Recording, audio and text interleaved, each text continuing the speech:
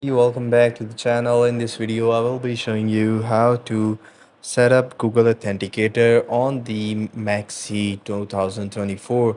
For that, the process is very simple. Open up your application, go to the setting on the top left corner. Under the setting, you will see the security option over here.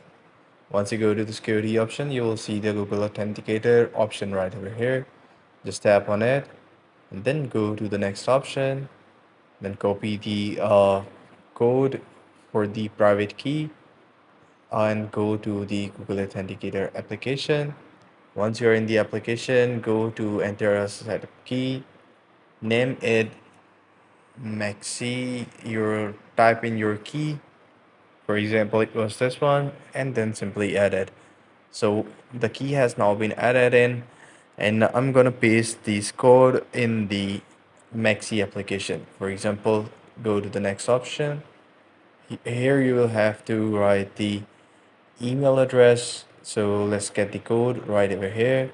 And by the way, this is the Google Authenticator code that you need to put in. It is a temporary code that changes after every 60 seconds. So that's pretty much it. I hope you find this video. I hope you find this video helpful. If you do, please consider subscribing to the channel. Take care. Bye bye.